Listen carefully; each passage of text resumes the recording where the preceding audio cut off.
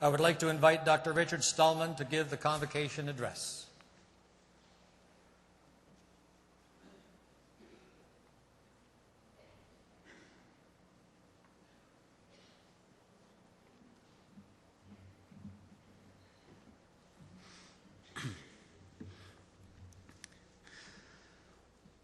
In my career as a programmer, I benefited from being fairly smart and capable, but so were lots of other people. I had one special talent. I was very good at saying no. In 1983, it had become the norm for people using computers to do so with non-free software, proprietary software, user-subjugating software, which was licensed in a way and distributed in a way that kept the users divided and helpless. Divided because each person was forbidden to share copies with anyone else. And helpless because they didn't have the source code. They didn't have the plans for the program, which looks sort of like algebra, the form of the program that people with the appropriate training can understand and read and change. All they had was executable files, a bunch of numbers that even great programmers have to struggle to figure out very laboriously. But I wanted to be able to use computers and have freedom. I benefited from the fact that I had used computers with free, freedom-respecting software for many years. I knew that it was a good way of life, and I had lost it, and I wanted to bring it back again. So I decided to dedicate what ability I have to that goal, a goal which is actually worth achieving, instead of just success. I launched the development of the GNU operating system to make it possible to use a computer and have freedom. You see, the computer won't do anything without an operating system. It's just a paperweight. So to make freedom a real option, we needed to have an operating system that respected the user's freedom, an operating system that was free or libre software. So it was my job to write one. I launched a project to ask other people to help. We worked on it for many years, and today it is possible, if you choose the right computer, to use it and have freedom. But what does free software actually mean? First of all, it doesn't mean gratis software. This is not a question of price at all. It's a question of freedom, which is why in French I would call it libre and not gratuit. So there are 4 specific freedoms that the user of software is entitled to and must always have. Freedom 0 is the freedom to run the program as you wish. Freedom 1 is the freedom to study the source code and then change it to make the program do whatever you wish. This way you decide what to do with your computer instead of letting the developer impose his choices on you. I better take out this watch if it's going to do me any good. Freedom 2 is the freedom to help your neighbor. That's the freedom to redistribute exact copies when you wish to others. And freedom 3 is the freedom to contribute to your community, which is the freedom to distribute copies of your modified versions to others when you wish.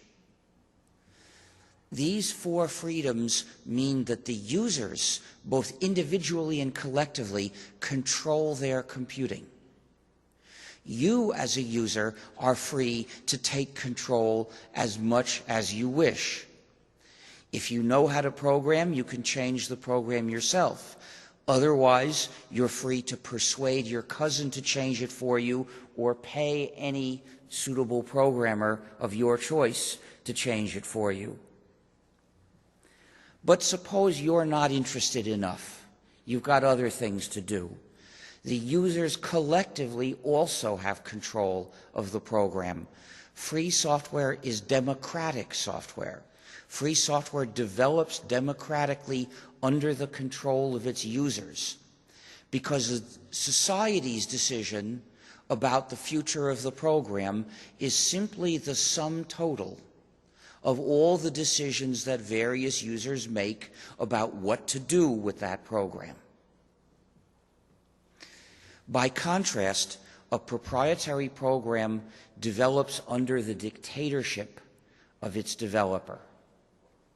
One person or company that has total control over what that program will and what it won't do, and who uses that program as an instrument to impose his or its power over the users, and thus typically to mistreat them, bully them, and exploit them.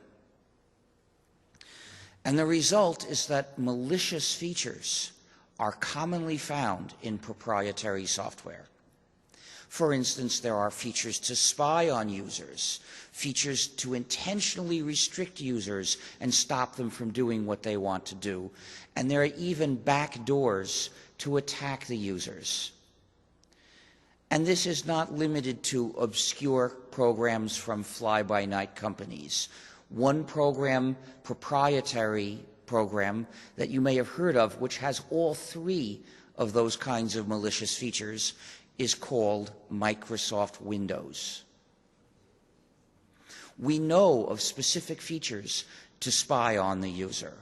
We know of features to restrict users, to restrict them from copying and even accessing the contents of the files in their own computers.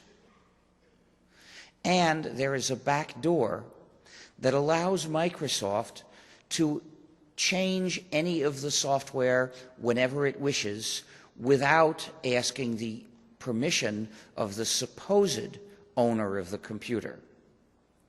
Nominally, that you may own the computer, but if you are foolish enough to allow Windows to be running in it, then Microsoft really owns your computer for practical purposes. So, how does free software defend against this malicious practice? And by the way, Mac OS is almost as bad. Well, with free software, the users control what's in the program. This doesn't mean that everybody is always good, but if somebody puts in a malicious feature, there are other people who can take it out, at least in their own versions of the program. And they can say, look what I discovered in so-and-so's version of this program. Don't trust it. Here's a version where I took out that malicious feature. And others can look at them both and compare them and see that it's true. So if we are free, among other things, to defend ourselves from malice imposed to the software we run.